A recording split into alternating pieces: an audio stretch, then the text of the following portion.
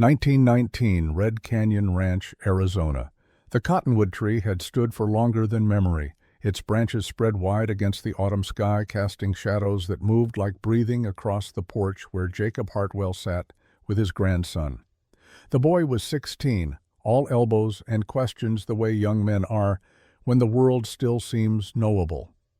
Jacob's hands shook slightly as he poured coffee into 2 tin cups.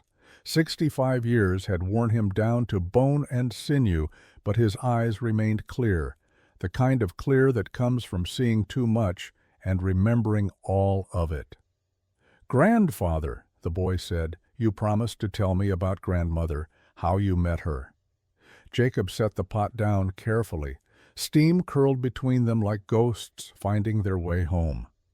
"To understand how I met your grandmother," he said, his voice rough as wind through canyon stone. "You've got to know what happened 20 years before that, spring of 1879.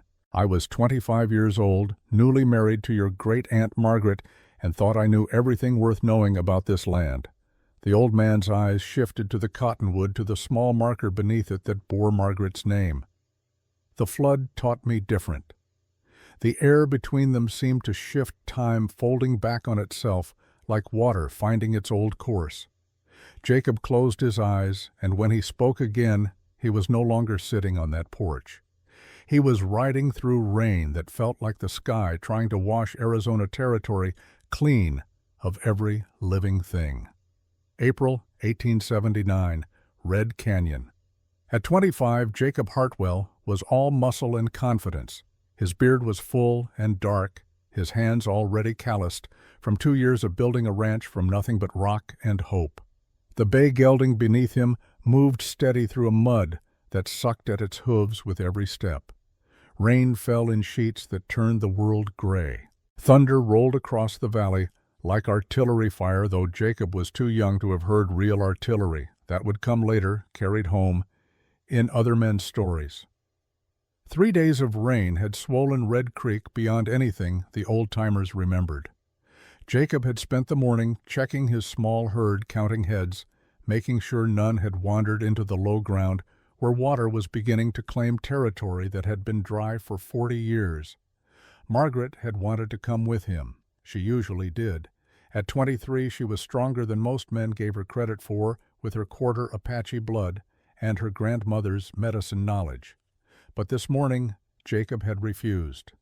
"Too dangerous," he'd said, kissing her forehead at the door of their small cabin. "I'll be back before dark." She'd touched his face with both hands the way she did when she was worried, but wouldn't say it. "Some of the children from my reading class live across the creek," she'd told him. "The White Feather family. If the water rises much more, they won't make it home." That was how Margaret thought. Always about others first. "I'll check on them," Jacob had promised. "Make sure everyone's across safe." Now, 3 hours later, he was finding families huddled on high ground, their belongings salvaged in whatever they could carry. Most had made it across the creek before it became impassable. But one family was missing, the White Feathers. Jacob knew them slightly. Running Elk, the father, had helped him track stolen horses the previous summer. Good man, quiet. Had a wife and 2 small children. Their camp should have been just around the next bend, where a stand of cottonwoods offered shelter near the creek's edge. Should have been. Past tense. Because when Jacob rode around that bend, there was nothing but water and debris. The camp was gone, swept away. Belongings scattered across the current like leaves in a gutter. And in the middle of all that churning brown water, clinging to a cottonwood branch that bent and cracked with each surge, was a little girl. She couldn't have been more than 8 years old. Her long black hair was plastered to her skull. Her dress, traditional Apache, clung to her small frame. She was screaming, but the rain and the water swallowed most of the sound. What reached Jacob's ears was high and desperate and terrified. The branch bent further. It was going to break, any second now. Jacob didn't think. There wasn't time for thinking. He swung down from his horse, his boots hitting mud with a wet slap. His lariat rope was already in his hands, 60 feet of braided rawhide that had pulled cattle from bogs and helped build the fences that marked his land. There was a fence post 20 feet back, driven deep into earth, that was still solid. Jacob tied one end of the rope around his waist with a bowline knot his father had taught him when he was younger than the girl drowning in front of him. The other end he secured to the post with a double half hitch. The knots would hold. Probably.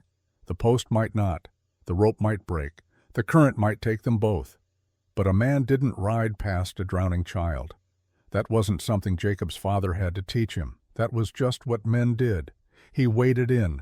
The water hit him like a fist cold, despite the season strong enough to make him stagger. The current pulled at his legs, trying to sweep his feet out from under him. The rope around his waist went taut, and Jacob felt the post creak behind him. Hold, he thought. Just hold. He pushed deeper. The water reached his waist, then his chest. The girl was still 20 feet away, and the branch she clung to was making sounds no living wood should make. "Hold on!" Jacob shouted, though she probably couldn't hear him. "I'm coming." Another step. The bottom dropped away beneath his right foot, and suddenly he was swimming the rope, the only thing keeping him from being swept downstream. He pulled himself forward hand over hand, along the rope, fighting the current with every inch. 15 feet, 10 feet. The girl's eyes found his wide and dark, and filled with more terror than any child should know. The branch cracked. Not broke, not yet, but the sound cut through even the roar of water. Jacob lunged forward, his hand outstretched. The rope burned around his waist as it took his full weight, plus the current's force. His fingers brushed the girl's arm, missed, tried again. The branch broke. For one terrible second the girl was in the water, tumbling, going under. Then Jacob's hand closed around her wrist, thin as a bird's bone beneath his grip. He pulled her to him, wrapping his other arm around her small body as the current tried to tear them both away. She was so light. Even waterlogged, she weighed almost nothing, but the current didn't care. It pulled, and Jacob felt the rope stretch, felt the post behind him groan. He used the current instead of fighting it, let it swing them toward the bank, used his legs to push off submerged rocks, felt the rope guide them in like a fishing line, reeling and catch. His knees hit solid ground, then his hands.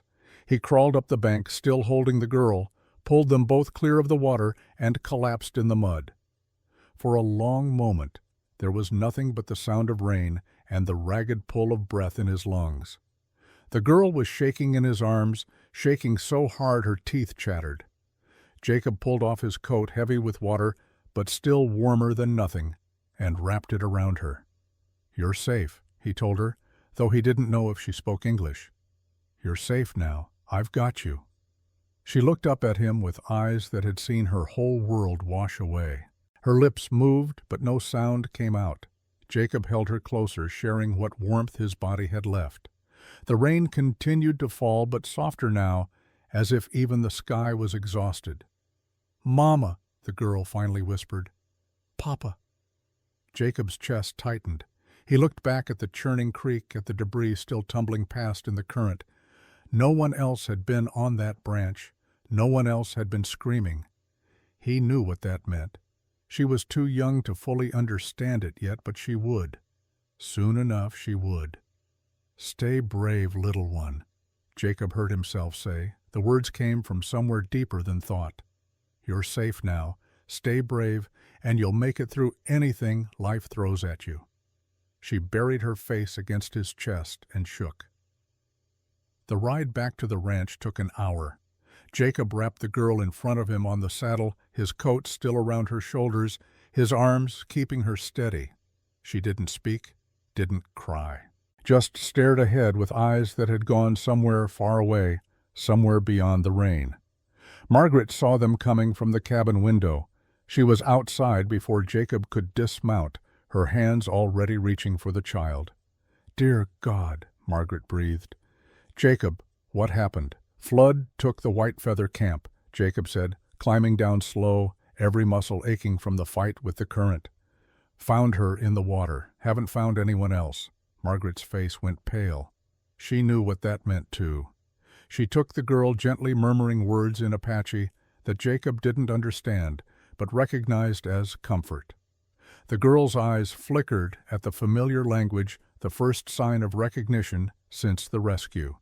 Inside the cabin, Margaret worked with practiced efficiency. She stripped the girl's wet clothes, wrapped her in blankets, sat her by the fire. She made tea with herbs from her medicine bag, sweet and warm, and coaxed the child to drink. Jacob stood near the door, watching. He'd done the hard part, the pulling from water, the keeping alive. This part, the gentle part, the healing part that was Margaret's gift. "What's your name, little one?" Margaret asked in English, her voice soft. The girl looked at her for a long moment. When she spoke, her English was broken, but clear enough. "Naomi," she said. "Naomi Whitefeather." "Naomi," Margaret repeated like she was tasting the name, learning its shape. "That's beautiful. Do you know what happened to your parents, Naomi?" The girl's face crumpled. She nodded but didn't speak. Margaret pulled her close, and this time the tears came. Great racking sobs that shook the girl's small frame. Margaret held her through all of it, rocking slowly, humming something low and wordless that might have been Apache or might have been older than that. Jacob turned away to give them privacy. Through the window he could see the rain beginning to ease. The storm was passing, but the damage was done. That night, after Naomi had cried herself into exhausted sleep in their bed, Margaret joined Jacob on the porch. They sat in silence for a while, listening to water drip from the roof. "I'll ride out at first light," Jacob said. "Look for the parents, for the boy too. She said she had a younger brother." Margaret nodded. Her hand found his in the darkness. "She's so small," Margaret whispered. "So alone." "We'll find her family," Jacob said. "Someone survived."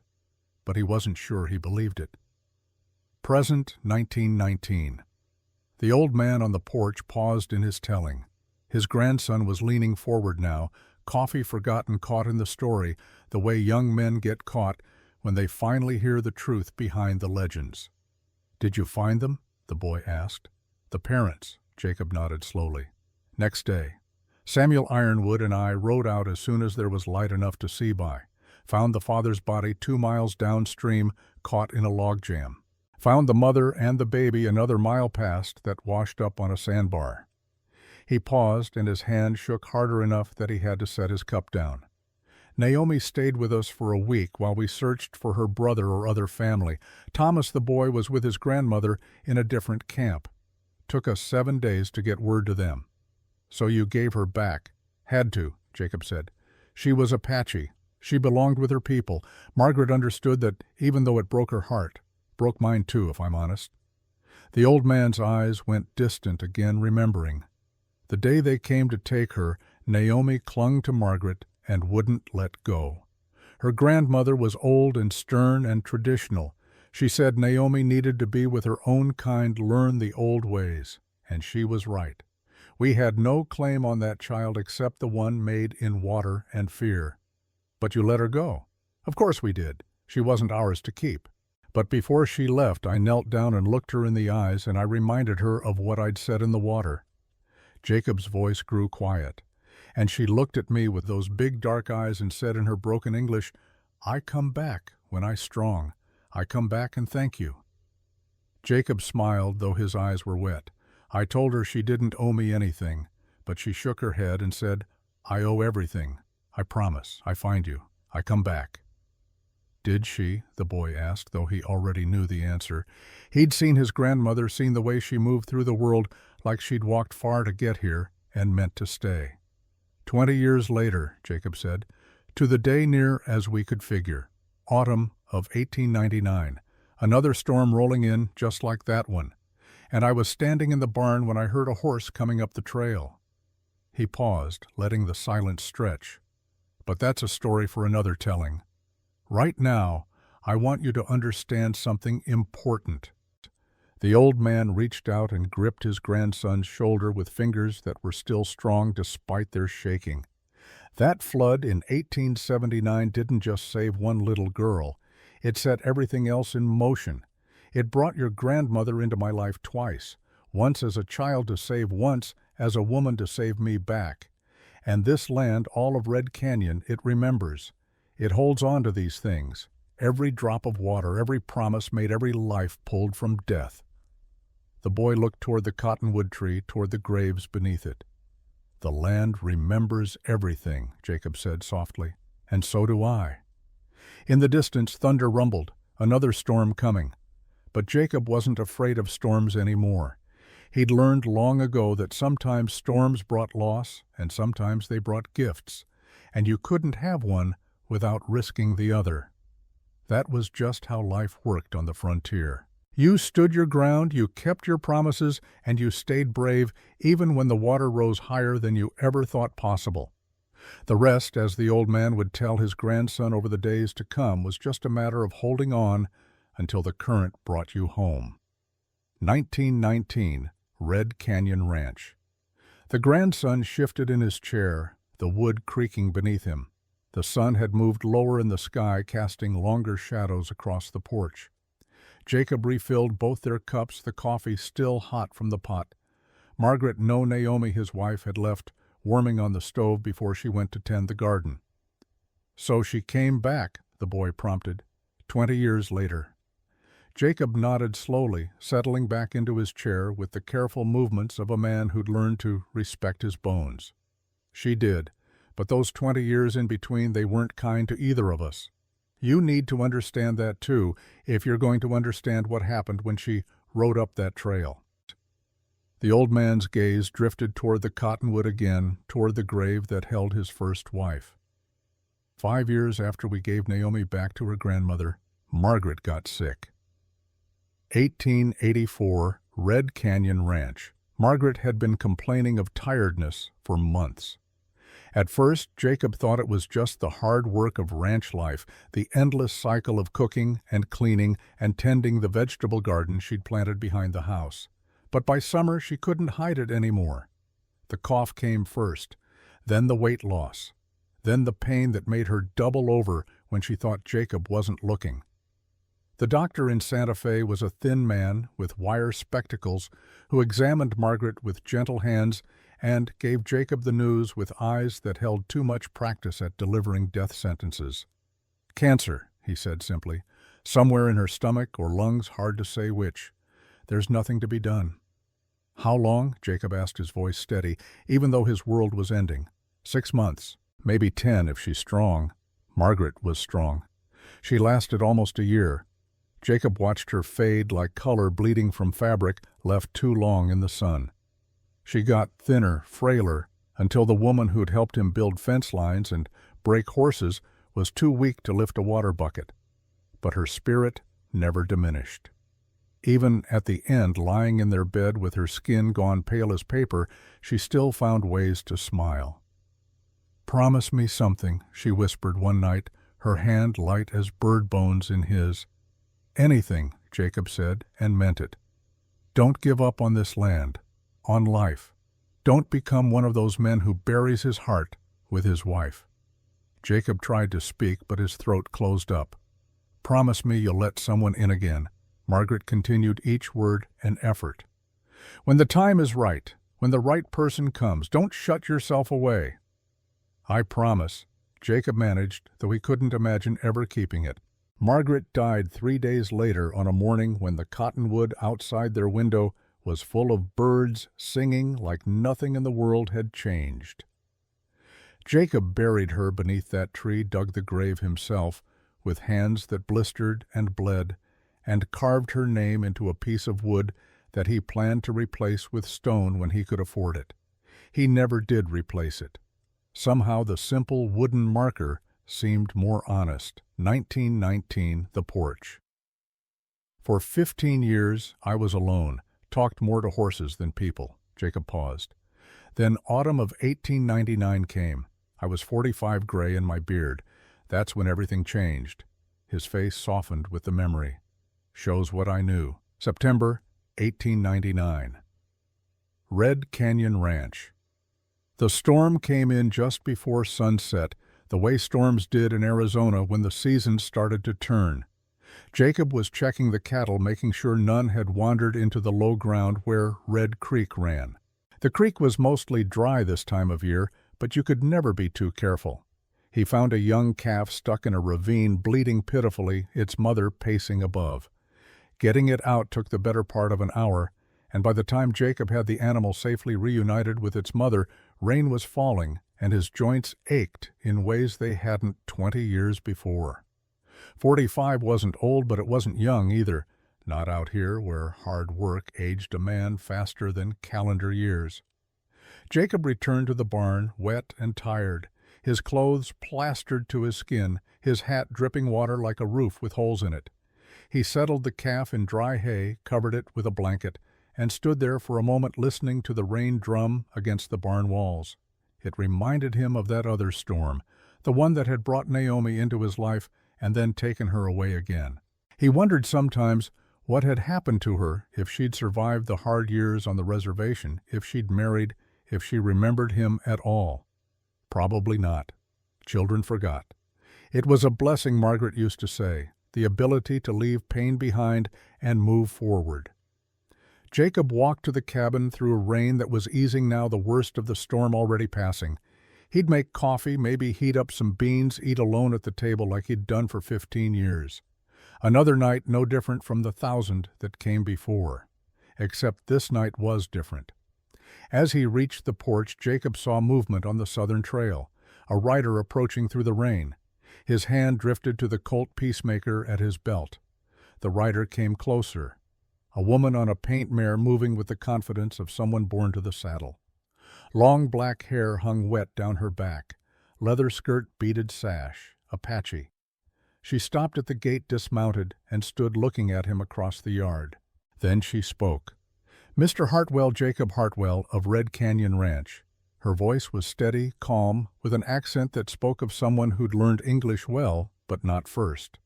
Jacob stepped off the porch, his hand still near his gun, out of habit more than fear. "That's right," he said. "Do I know you, ma'am?"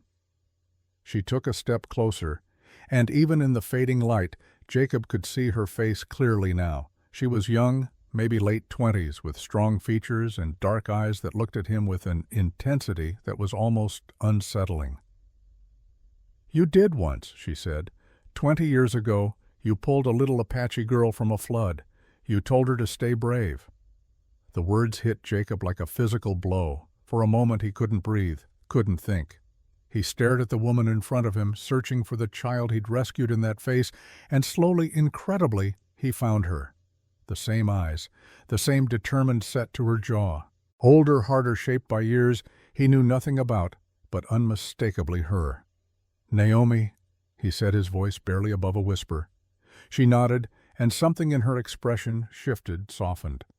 "My name is Naomi Whitefeather. I was 8 years old when you saved me. I've been looking for you ever since." The rain had stopped completely now. Water dripped from the porch roof, from the brim of Jacob's hat, from the branches of the cottonwood tree.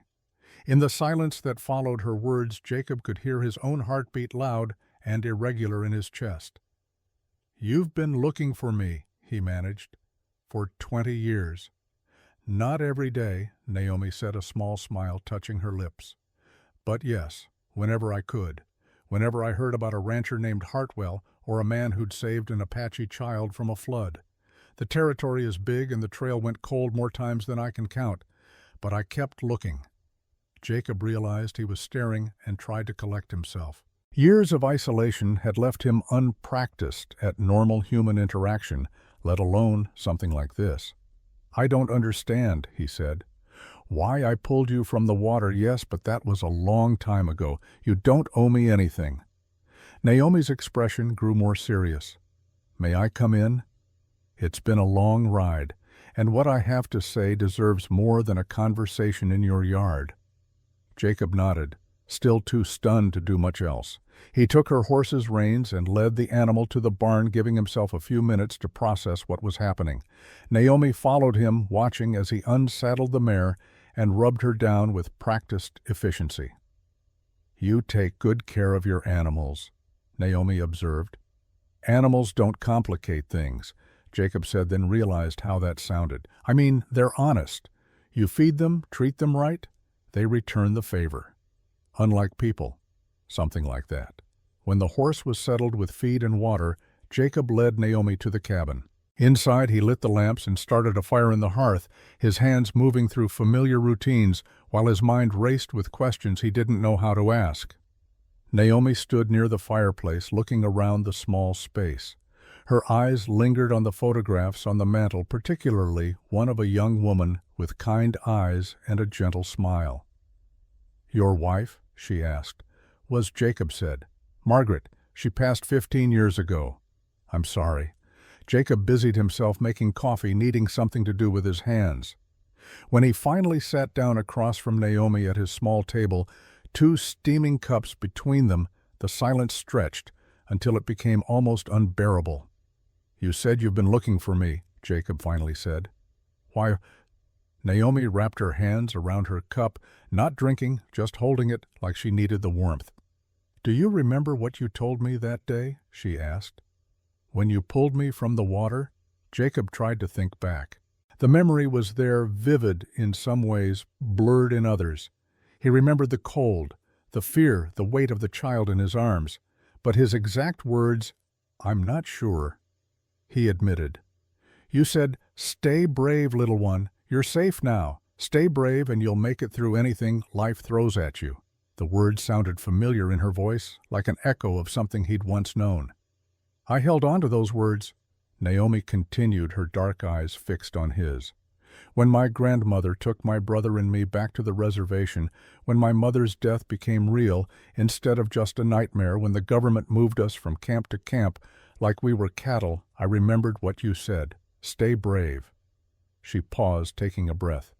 "My grandmother died when I was 15. She was old and the winters were hard, and one morning she just didn't wake up. My brother Thomas was only 11. I had to raise him, had to keep us both alive. And every time I thought I couldn't do it, every time I wanted to give up, I heard your voice in my head, 'Stay brave.'" Jacob felt something tighten in his chest. He'd had no idea. The child he'd saved for a few minutes had carried his words for 2 decades. "What happened to Thomas?" he asked. A shadow crossed Naomi's face. "He joined the cavalry as a scout when he was 14, lied about his age, said he wanted to prove himself in the white man's world. I haven't seen him in 8 years. I'm sorry." "Don't be. He made his choice. I made mine." "Which was," Naomi looked at him steadily, "to learn to survive, to become someone who could help others the way I was helped. I apprenticed with a medicine woman, learned the healing arts, plants, poultices, how to set bones, how to bring down fevers. I traveled from camp to camp, settlement to settlement, helping where I could. And I searched for you." Jacob shook his head, still trying to understand. "But why, Naomi, I appreciate what you're saying, but pulling you from that flood was just what any man would have done. You don't need to thank me for it 20 years later." "I didn't come to thank you," Naomi said quietly. Jacob waited. "I came to stay." The words hung in the air between them like smoke. Jacob felt his world tilt slightly, the careful isolation he'd built over 15 years suddenly threatened by 4 simple words. "Stay," he repeated. "Here, if you'll have me." "I don't understand. You can't just decide to stay with a stranger." "You're not a stranger. You're the man who gave me life. Twice. Once when you pulled me from the water. Once when you gave me words to live by." Jacob stood up, needing to move to think. He walked to the window and looked out at the darkness beyond. "Naomi, I've been alone a long time. I'm not good company. Ask anyone in Copper Springs. They'll tell you I'm half wild, barely civilized, more comfortable with horses than people." "I've been alone too," Naomi said behind him, "since I was 8 years old. Oh, I've been surrounded by people, lived in camps and towns, tended the sick and the dying, but alone, always alone. No home, no family, just moving from place to place like tumbleweed." Jacob turned to face her. "And you think this place, this ranch in the middle of nowhere with a 45-year-old hermit is going to change that?" Naomi stood, meeting his eyes with a directness that reminded him of Margaret. "I think this is where I'm supposed to be. I don't know why I'm so certain, but I am. From the moment I heard you were still here, still working this land, something in me knew. This is home. Or it could be if you'll let it." Jacob wanted to say no, wanted to protect the careful numbness he'd cultivated over 15 years. But something in Naomi's eyes, something in the way she stood there, asking for nothing but a chance, made the refusal stick in his throat. "I have a guest room," he heard himself say, "across the hall. It's not much, but it's clean. You can stay there, for now, until you figure out what you really want." "I already know what I want." "Stay anyway. Give it time. Give me time." Naomi nodded slowly. "All right, time. But Jacob—" "Yes. I didn't ride 200 miles and search for 20 years to give up easy. I'm patient. I can wait." Jacob showed her to the guest room, a small space with a narrow bed and a single window that looked out toward the cottonwood tree. He left her there with a lamp and a blanket, then returned to his own room feeling more unsettled than he'd been in years. He lay in bed listening to the sounds of another person in his house. The creak of floorboards, the soft splash of water from the basin, small sounds he hadn't heard since Margaret died. For the first time in 15 years, Jacob Hartwell went to bed knowing someone else was breathing under the same roof. And for the first time since Margaret's death, the silence didn't feel quite so loud. 1919, the porch. The grandson was leaning forward in his chair, now completely absorbed. "You just let her stay." "Just like that," Jacob smiled. "Not just like that. We danced around it for a while. But yes, eventually. She needed a home. I needed to remember how to be human. Seemed like we might be able to help each other. But you fell in love with her. Not right away. That came later. First we had to learn to trust each other, and then we had to survive what came next." The boy's eyes widened. "What came next?" Jacob looked toward the western horizon where the sun was getting lower. "Copper Springs? We needed supplies and I couldn't hide her forever. So 3 days after she arrived, we rode into town together. And that's when the real trouble started." He paused, his face hardening at the memory. "You see, some people in Copper Springs didn't take kindly to an Apache woman staying at my ranch. One man in particular, Curtis Mallory. He owned half the territory and wanted the other half, and he'd had his eye on Red Canyon for years." The old man's hand tightened on his coffee cup. "When he saw Naomi riding beside me, he saw an opportunity, a way to question my right to the land, a way to stir up fear and prejudice, a way to take what I'd built." "What did he do?" Jacob's eyes went cold. "He called her my squaw, right there on Main Street, loud enough for everyone to hear. Said I was following in Margaret's footsteps, taking up with Indians, disgracing the town." "What did you do?" The old man smiled, but there was no humor in it. "I put him on his back in the mud, told him if he spoke about either of those women again, I'd put him in the ground next to Margaret so she could teach him some manners." The grandson let out a low whistle. "Grandmother saw that." "She did. And you know what she said afterward?" "What?" "She said, 'I've heard worse. You didn't need to defend me.' And I told her, 'Maybe not, but I wanted to.' That's when I knew." "Knew what?" Jacob looked at his grandson, his old eyes bright. "That I was going to love her. That maybe I already did. That Margaret had been right. The right person had come. And I was done hiding." The sun touched the horizon, painting the sky in shades of orange and gold. In the distance, Naomi emerged from the garden, a basket of vegetables on her hip, walking toward the house with the steady grace that had first caught Jacob's eye 20 years before. "Of course, loving her and keeping her safe turned out to be two different things," Jacob said quietly. "Mallory didn't take kindly to being humiliated, and what happened next nearly cost us everything. But that the old man thought as he watched his wife climb the porch steps was a story for tomorrow." 1919 Red Canyon Ranch. Naomi reached the porch and set down her basket of vegetables, her eyes moving between Jacob and their grandson with the knowing look of a woman who'd heard her husband tell stories before. "You're filling the boy's head with old troubles," she said, but there was warmth in her voice. "He asked," Jacob replied. "He always asks, and you never can resist." She touched Jacob's shoulder as she passed her hand, lingering just a moment. Even after 20 years of marriage, those small touches still meant something. The grandson watched his grandmother disappear into the house, then turned back to Jacob. "You said Mallory tried to take the ranch. How—" Jacob settled deeper into his chair, his mind drifting back to that autumn day when everything had changed. First, you need to understand what Copper Springs was like in 1899. Small town, maybe 200 people growing because everyone thought the railroad was coming through, and wherever the railroad goes, land values follow. Men like Curtis Mallory knew that. They were buying up property cheap, waiting to sell high once the tracks got laid. And he wanted your land. He wanted Red Canyon more than anything. The ranch sits right in the natural corridor through the mountains. Perfect route for a railroad. But I'd owned it for 22 years. Built it with Margaret. Buried her there. Wasn't about to sell to anyone, especially not to a man like Mallory. The old man's jaw tightened. But when Naomi showed up, Mallory saw his chance. Not just to get the land, but to make it legal.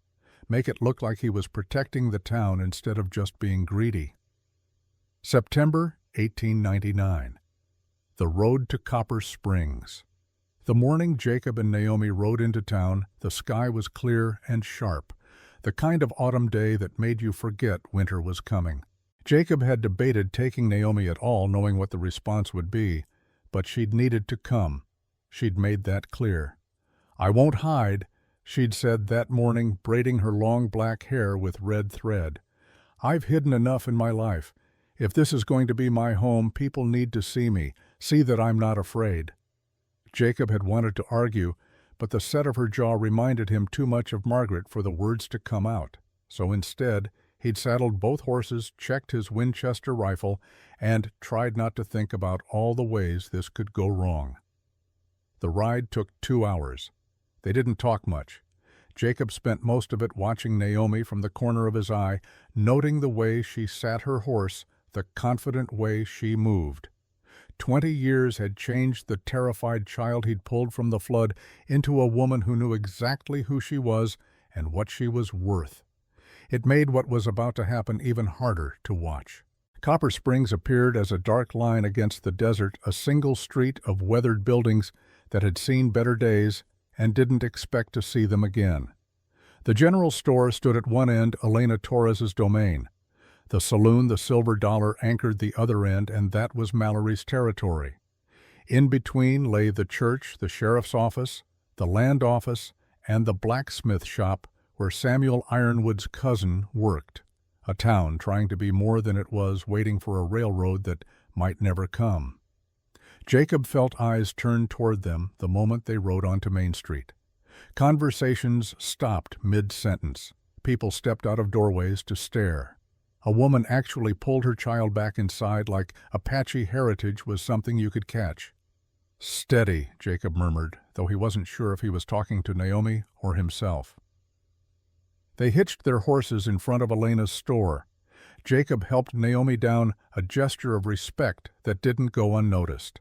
He could feel the weight of judgment pressing down from every direction. Inside the store, Elena Torres looked up from her ledger. She was a handsome woman in her early 40s, a widow who'd run the store alone since her husband died of fever 3 years back. Jacob had always liked her. She was fair, didn't gossip more than necessary, and treated everyone the same, whether they were white Mexican or Apache. "Jacob," she said, her voice neutral. Then her eyes moved to Naomi. "Ma'am?" "Mrs. Torres," Jacob said. "This is Miss Naomi Whitefeather. She's staying at Red Canyon for a while." Elena's eyebrow rose slightly, but she just nodded. "What can I help you with today?" Jacob ran through his list. Flour, coffee, sugar, salt, pork ammunition for his Winchester and his Colt. Elena tallied everything up with practiced efficiency. $4.75, she said. Jacob counted out the money from his worn leather purse. As he did, he was aware of people gathering outside the store's front window. Word traveled fast in a small town. By now, everyone knew the hermit of Red Canyon had brought an Apache woman to town. Elena noticed, too. As she wrapped the purchases in brown paper, she spoke quietly. "Jacob, you might want to finish up here and head back. Curtis Mallory's been in the saloon since noon, and he's got Vernon Blake with him." Vernon Blake was Mallory's lawyer, brought in from back east somewhere. Smart, educated, and completely without conscience when it came to serving his client's interests. "Thanks for the warning," Jacob said. "I'm not warning you," Helena said, meeting his eyes. "I'm just telling you what is." Jacob appreciated the distinction. He gathered the packages and turned to leave Naomi beside him. They'd almost made it to the door when it swung open and Curtis Mallory walked in. Mallory was 40 years old, tall and broad-shouldered, dressed in an Eastern suit that cost more than most men in Copper Springs made in a year. His face was flushed, whether from drink or anger or both. Jacob couldn't tell. "Well, well," Mallory said, his voice carrying that particular loudness drunk men got when they thought they were being clever. "Jacob Hartwell. Haven't seen you in town in months. Thought maybe you'd died out there and the coyotes had eaten you." "I'm fine, Curtis. Just came for supplies." Mallory's eyes slid to Naomi, and something ugly crossed his face. "I see you brought company. That your new squaw Hartwell following in your dead wife's footsteps?" The word squaw hit the air like a slap. It was an insult, deliberate and cutting, meant to reduce Naomi to something less than human. Jacob felt his hands tighten on the packages he was holding. "Her name is Miss Whitefeather," he said, his voice level but hard. "And you'll speak to her with respect, or you won't speak at all." Mallory laughed, a sound with no humor in it. "Respect for an Indian, Hartwell. You've been alone too long. It's addled your brain. First that half-breed wife of yours, now this. Man starts to wonder about your judgment." Jacob set the packages down carefully on the counter. When he turned back to Mallory, something in his expression made the bigger man take a half-step back. "You can come for me all you want, Curtis. But you mention my wife again, you mention Miss Whitefeather with anything but respect, and I'll make you regret it." "That a threat?" "It's a promise." Mallory's face darkened. Behind him, Vernon Blake appeared in the doorway, a thin man with wire spectacles and the calculating eyes of someone always looking for an angle. Vernon Blake stepped forward, his voice smooth as oil. "Mr. Hartwell, we've been reviewing your property records. There are irregularities." Jacob went very still. Blake continued, "Your deed was filed jointly with your wife in 1877. When she died in 1884, it should have been re-registered. It wasn't. Legally, the title is in question." "That's a lie," Jacob said flatly. "It's the law," Blake corrected. And Mr. Mallory, being a concerned citizen and landowner, felt it was his duty to bring this to the attention of the territorial authorities. Of course, these legal matters can be expensive and time-consuming. Mr. Mallory might be willing to purchase the property from you at fair market value, say $500. That's generous for disputed land. $500. Red Canyon Ranch was worth at least $5,000, probably more if the railroad came through, and Mallory knew it. Jacob looked at the lawyer, then at Mallory, understanding exactly what was happening. This wasn't about legal irregularities. This was about finding a way to steal his land while making it look legitimate. "Tell Mallory he can go to hell," Jacob said. "That land's mine, has been for 22 years, will be until I die." "That can be arranged," Mallory said, and this time there was no mistaking the threat. The store had gone completely silent. Helena stood behind her counter, her face pale. Outside, a crowd had gathered, drawn by raised voices. "I think it's time we left," Naomi said quietly. It was the first time she'd spoken since entering the store. Jacob wanted to argue, wanted to plant his feet and make Mallory back down, but he saw the wisdom in Naomi's words. This wasn't the place for this fight. He picked up his packages and turned toward the door. Mallory stepped aside, but not before muttering just loud enough for everyone to hear. "Enjoy your Indian whore while you can, Hartwell. You won't have that land much longer, and without the land she'll move on to the next fool willing to take her in." Jacob didn't think. His fist connected with Mallory's jaw before the words had finished leaving the man's mouth. The packages hit the floor. Mallory staggered backward into a shelf, sending canned goods clattering across the wooden boards. For a moment, everything froze. Then Mallory lunged forward, and suddenly they were fighting, really fighting, fists and elbows and the grunting rage of two men who'd hated each other for years and finally had an excuse. Jacob was older but harder. Mallory was bigger but slower. They crashed through the store, knocking over displays while Elena shouted for them to stop, and Naomi stood very still, watching with eyes that had seen violence before and knew better than to get between fighting men. It ended when Sheriff Henry Cole burst through the door, his own Colt drawn, and fired a shot into the ceiling. "That's enough." Both men froze, breathing hard, bleeding from split lips and scraped knuckles. Cole was a weathered man in his 50s, practical and cautious. The kind of lawman who'd learned that keeping the peace sometimes meant letting things slide, and sometimes meant coming down hard. "Jacob, step back," Cole ordered. "Curtis, you stay right where you are." Jacob stepped back, his chest heaving. His right hand was already swelling, probably broken something. "He assaulted me." Mallory spat blood onto the floor. "You all saw it. I want him arrested." "I saw you provoke him," Elena said from behind the counter. "Said some things no man should say about a woman." "I don't care what he said," Cole replied. "Jacob, you know better. You can't just hit a man in my town because he runs his mouth." "Then tell him to keep his mouth shut about things that don't concern him." Cole sighed, holstering his weapon. "I'll let this go once, Jacob, once. You assault a citizen again, and I'll lock you up. You understand?" Jacob nodded stiffly. Cole turned to Mallory. "Curtis, maybe you should think before you speak. Words have consequences." "This isn't over," Mallory said, wiping blood from his mouth with an expensive handkerchief. "Not by a long shot." Blake stepped forward, pulling a folded paper from his jacket. "Sheriff, if you would be so kind as to serve this, Mr. Hartwell is being officially notified of a title dispute. He has 30 days to prove clear ownership of Red Canyon Ranch or vacate the property." He held out the paper. Cole took it, reluctantly glanced at the legal language, and handed it to Jacob. "I'm sorry, Jacob. It's official court business. I have to serve it." Jacob took the paper, not bothering to read it. He knew what it said, knew what it meant. They were coming for his land, and they were using the law to do it. He looked at Naomi, who'd stood silent through all of it, her face calm despite the chaos around her. "Let's go," he said. They gathered the scattered packages in silence. No one helped. No one spoke. The crowd outside parted to let them through, faces curious and judging and afraid all at once. Jacob and Naomi rode out of Copper Springs with the weight of every eye in town on their backs. They were halfway home before either spoke.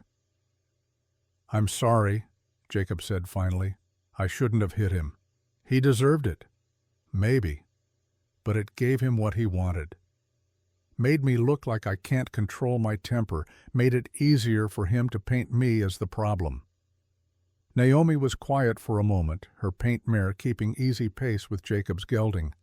"He called me a whore," she said, her voice level but with steel underneath. "And he insulted your wife's memory. You think any man in that town would have done different, some might have walked away. And you're not some men, you're Jacob Hartwell, the man who jumped into a flood to save a drowning child, the man who's kept his land for 22 years through drought and disease and loneliness. You don't walk away from things that matter." Jacob looked at her, surprised. "How do you know that about me? You've known me less than a week." Naomi smiled, small and sad. "I've known you for 20 years, maybe not in person, but in here." She touched her chest. "When you know someone's truest self, the rest is just details." They rode in silence after that, but it was a different kind of silence, companionable, understanding.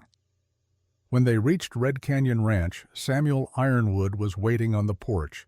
He stood as they approached, his weathered face creased with concern. "Heard there was trouble in town," Samuel said.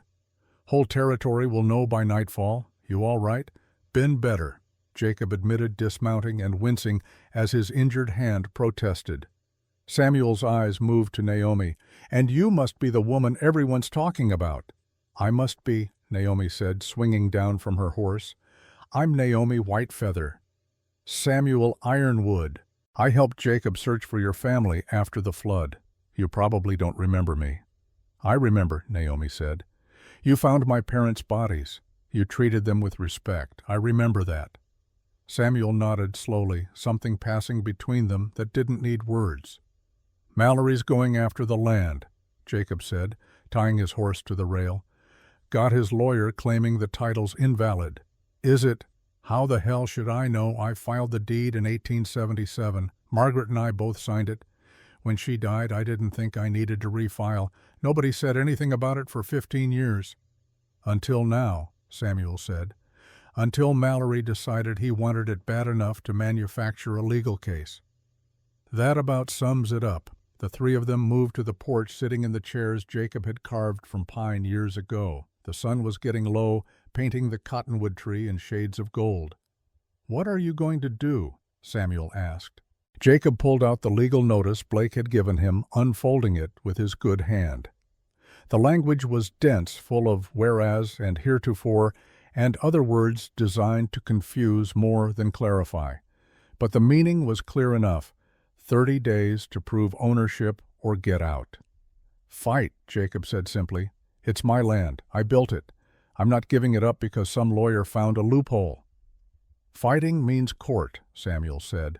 "Means lawyers of your own. Means money you probably don't have." "Then I'll figure something out." Naomi spoke up for the first time since they'd sat down. "You said Margaret's family was Apache, her grandmother." Jacob nodded. "Dawn Walker. She gave us the land, blessed the marriage. It was all done proper according to Apache custom." "But not according to white man's law," Naomi said, understanding the problem immediately.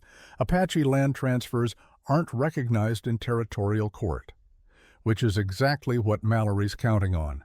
The very thing that makes this land special, that ties it to Margaret's heritage, is what makes the title vulnerable. Naomi stood walking to the edge of the porch, looking out at the land stretching before them in the fading light.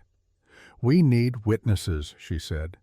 "People who were there when the land was transferred, people who can testify to the legitimacy of the claim." "That was 22 years ago," Jacob said. "Most of those people are dead or scattered." "Not all of them. Margaret's Aunt Sarah. Is she still alive?" Jacob sat up straighter. He hadn't thought of Sarah in years. She'd been at the wedding, he remembered that. She'd stood with Margaret's grandmother when the blessing was given. "Last I heard, she was on the White Mountain Reservation, but that was years ago. She'd be close to 70 by now if she's still living." "Then I'll find her," Naomi said. "I speak the language. I know the reservations. If she's alive, I can find her." "That's 150 miles through rough country," Jacob protested. Naomi turned to face him, and in the dying light, Jacob saw the determination that had kept her searching for him for 20 years. "I've traveled farther, and I won't let them take this land, not when I just found my way home." 1919. The porch. The old man paused in his telling, reaching for his cup only to find it empty. The sun had set while he talked, and the first stars were beginning to show in the darkening sky. His grandson sat silent, processing the story. "She went alone," the boy finally asked, "into Apache territory." "Not alone," Jacob said. "Samuel went with her, said his cousin lived near White Mountain, that he could help guide them, and they had 10 days to get there and back before the court date." "Did they make it?" Jacob smiled, looking toward the door where he could hear Naomi moving around inside preparing supper. "They made it." But what happened on that journey, what Naomi found at White Mountain, that changed everything, not just the court case, everything. He stood slowly, his joints protesting after sitting so long. "That's enough storytelling for today. Your grandmother will want us washed up for supper. But you can't stop there. Can and will. Some stories need to breathe between tellings. Give your mind time to understand what it's hearing." The boy groaned but stood as well, knowing better than to argue when his grandfather used that particular tone. Inside, Naomi had set the table, and the smell of roasted meat and fresh bread filled the cabin. She looked up as they entered, her eyes finding Jacob's across the room. And even after 20 years, something passed between them that the boy was too young to fully understand. Love, yes, but also recognition. Two people who'd found each other against impossible odds and refused to let go. As they sat down to eat, the boy couldn't help asking one more question. "Grandfather, What did you do while grandmother was gone? Just wait. Jacob exchanged a look with Naomi, and something dark flickered across his face. No, he said quietly. I didn't just wait. Because 3 days after they left, Curtis Mallory made his next move. And it involved fire. 1919 Red Canyon Ranch, evening supper, passed in relative quiet the way meals did in families where words didn't need to fill every silence. The boy ate quickly, his mind clearly still on the story, glancing between his grandparents with barely contained impatience. Naomi caught Jacob's eye across the table and shook her head slightly, a small smile playing at her lips. They'd raised 3 children together. They knew when a young mind was too full of questions to let rest. After the dishes were cleared and washed, they returned to the porch. The night had turned cool the way desert nights did when autumn settled in.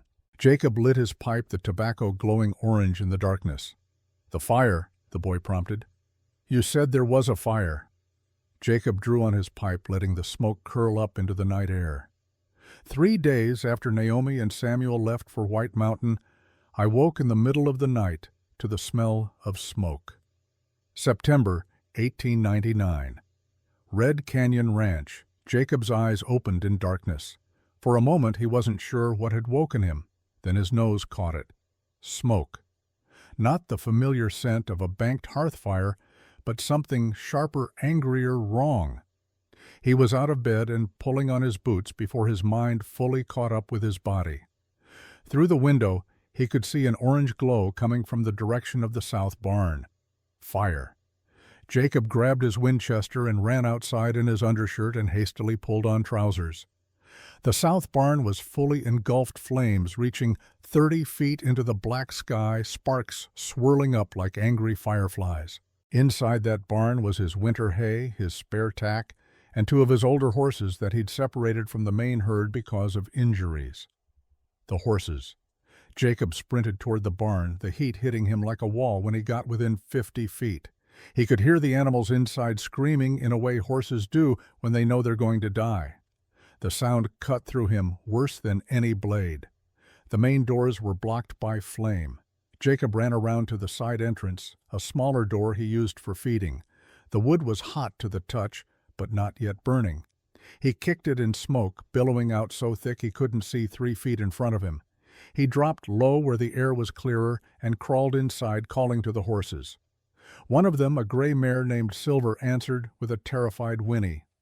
Jacob followed the sound, found her stall, got the gate open. The horse nearly trampled him, getting out, her eyes rolling white with fear. The second horse, an old bay gelding that had been his father's, was down. Jacob could see him through the smoke on his side, not moving. Dead already, whether from smoke or heart failure or pure terror, Jacob couldn't tell. He backed out of the barn as a section of roof collapsed behind him, sending up a shower of sparks that burned holes in his shirt.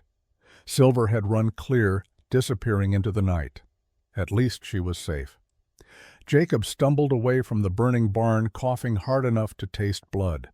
That's when he saw the second fire, starting at the north fence line, small flames licking at the posts where someone had piled brush and doused it with what smelled like kerosene.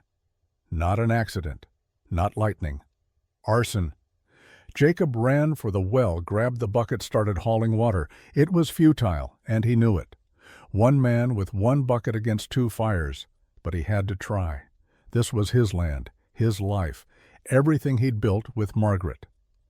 He didn't know how long he fought it. Time became meaningless, just the endless cycle of bucket to well, to fire the heat and the smoke, and the growing certainty that he was going to lose everything. Then he heard horses, multiple horses coming fast up the trail. For a moment, Jacob's hand went to his rifle propped against the well.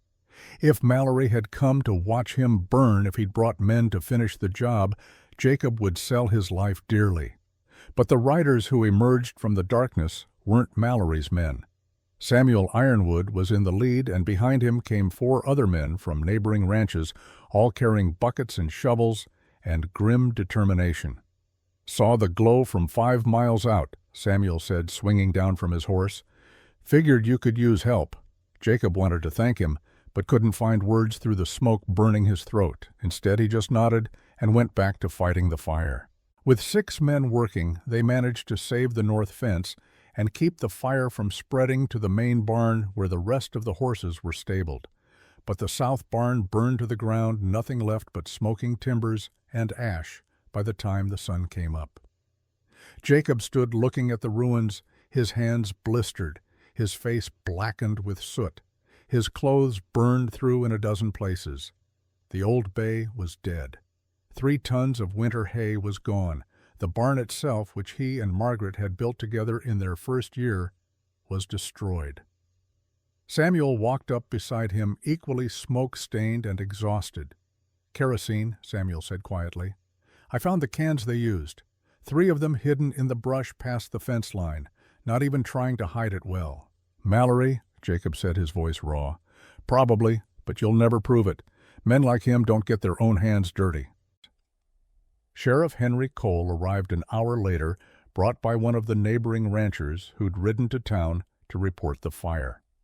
Cole examined the scene with tired eyes, picked up one of the kerosene cans and sighed. "This is bad, Jacob. You think, it's bad because I know what it means and I can't do a damn thing about it. These cans could have come from anywhere. Could have been kids playing with fire. Could have been someone with a grudge. Unless you saw who did it, unless you can prove it, my hands are tied." "Your hands have been tied since the day Mallory started pouring money into this county," Jacob said bitterly. Cole's jaw tightened, but he didn't deny it. "I'll file a report, for whatever good that does. But Jacob, listen to me. This is going to get worse before it gets better. Men like Mallory, when they want something, they don't stop. And they don't fight fair." "Neither do I," Jacob said. "Not anymore." Cole left, and the neighboring ranchers drifted away one by one, offering condolences and promises of help that Jacob knew they meant but probably couldn't deliver. Not if it meant crossing Mallory.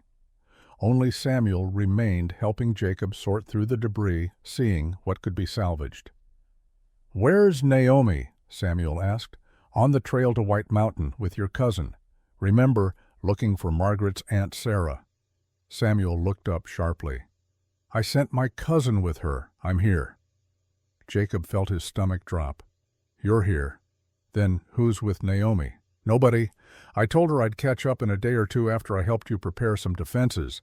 She said she knew the way, that she'd traveled that country before." "Samuel, she's alone out there.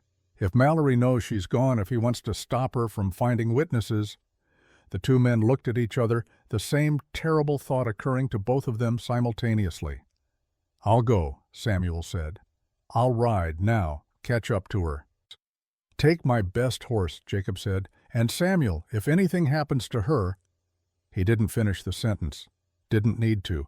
Samuel was mounted and gone within 10 minutes, pushing hard toward the northeast, where the trail to White Mountain cut through rough country that could hide 100 men with ill intent. Jacob stood alone in his burned-out ranch, covered in soot and blood and failure, and for the first time in 15 years, he prayed. Not to God exactly. He'd lost most of his faith when Margaret died. But to something. To the land itself, maybe. To whatever force in the universe had brought Naomi back to him after 20 years. Keep her safe, he thought. Please just keep her safe. The trail to White Mountain, 3 days earlier. Naomi had left Red Canyon Ranch at dawn with a bedroll, enough food for a week, ammunition for her Spencer carbine, and a determination that surprised even her. She'd traveled alone before plenty of times. The years after her grandmother died had taught her self-sufficiency, if nothing else. But this felt different. This wasn't just surviving. This was fighting for something. For a place, for a future, for Jacob. The thought of him made her smile as her paint mare picked her way through the rocky terrain. Jacob Hartwell, 45 years old, gray in his beard, with eyes that had seen too much loss, and a heart he kept locked up tight because he was afraid of losing again. She'd known within a day of arriving at Red Canyon that she loved him, not the grateful love of a child for her rescuer. Real love, adult love, the kind that looked at a person's flaws and scars and said yes anyway. Whether Jacob loved her back, she wasn't entirely sure, but she'd seen the way he looked at her when he thought she wasn't watching. She'd felt the hesitation in his hands when they accidentally touched. He was afraid. Well, she could be patient. She'd waited 20 years to find him. She could wait a little longer for him to find himself. The trail wound through country that grew more rugged as she traveled northeast. Red rock canyons gave way to pine forests, and the air turned cooler. She saw deer, a family of javelinas, and once in the distance a small herd of wild horses that made her think of the stories her grandmother had told about the old days before the reservations, when Apache people had moved freely across this land. On the second day, she noticed the riders. 2 of them staying about a mile back, just visible when the trail crested rises. They weren't trying very hard to hide, which meant either they were incompetent or they wanted her to know they were there. Naomi considered her options. She could try to lose them, but that would slow her down, and she was already cutting it close on time. She could confront them, but 2 against 1 in open country wasn't odds she liked. Or she could keep going and stay alert, trusting her skills and her mare's speed if things went bad. She chose the third option. By evening of the second day, the riders had closed the distance to half a mile. Naomi made camp in a spot she'd chosen carefully, a small clearing with good sight lines, and her back to a rock face that couldn't be approached quietly. She built a fire, made coffee, and cleaned her carbine with deliberate care, making sure anyone watching could see she was armed and knew how to use it. The riders didn't approach that night, but she could see their fire in the distance, an orange glow against the dark hillside. Naomi didn't sleep. She sat with her back to the rock, her carbine across her lap, listening to the night sounds and thinking about her mother, about the fire that had killed her, about the men who'd set it claiming the Apache had stolen cattle they'd never touched. Fire was always the weapon of cowards. Men who attacked in the dark, who hurt from a distance, who never had to look their victims in the eye. If these men following her thought she'd be easy prey because she was a woman, because she was Apache, because she was alone, they were about to learn differently. Dawn came cold and gray. Naomi broke camp, quickly mounted her mare, and continued northeast. The riders followed. Around mid-morning the trail narrowed, passing through a canyon with high walls on either side. It was a perfect place for an ambush, which is exactly why Naomi had been watching for it. When she heard the rocks shift above her, she was already moving, kicking her mare into a run as a rifle shot cracked through the canyon. The bullet spanged off stone behind her, sending chips flying. 2 more shots, both missing, as Naomi's mare stretched out into a full gallop. The canyon was a quarter-mile long. If she could make it through, she'd have open ground again, room to maneuver. A rider appeared ahead of her, blocking the trail, rifle raised. Naomi didn't slow down. Instead, she pulled her own carbine and fired from horseback, a difficult shot that went wide but made the man flinch and pull his horse aside. She thundered past him, bent low over her mare's neck, hearing him curse and wheel his horse to follow. Behind her, the other rider was coming down from his position on the canyon wall. 2 men, both armed, both after her. She had maybe a 2-minute lead. Naomi burst out of the canyon into scrubland, her mare's hooves drumming hard against packed earth. Up ahead she could see a stand of pines that might offer cover. She angled toward them, hearing the pursuit behind her getting closer. A shot. Her mare stumbled, recovered, but Naomi felt the animal's stride change. Not hit, but tiring. They'd been running hard for days. The mare was giving everything she had, but it might not be enough. Naomi made a decision. She couldn't outrun them, so she'd have to outsmart them. She steered into the pines, let the trees hide her for a moment, then swung down from her mare, grabbed her carbine and what ammunition she could carry, and slapped the horse's flank, sending it running deeper into the trees without her. The pursuing riders would follow the horse, and she would be waiting. Naomi found a position behind a fallen log, her carbine resting on the rough bark, sighted and ready. Her heart was pounding, but her hands were steady.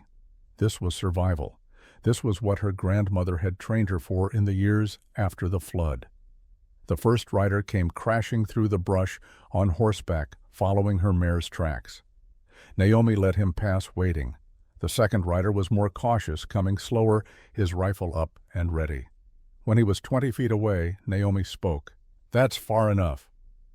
The man jerked his horse to a stop, his rifle swinging toward her voice, but he was still mounted, still moving, still off balance. Naomi had the advantage. "Drop the rifle," she said. "Do it now." Instead, the man fired. The shot went wild, nowhere near her. Naomi fired back, aiming low, hitting the man's horse in the shoulder. The animal screamed and went down, throwing its rider hard. The first rider had heard the shots and was coming back.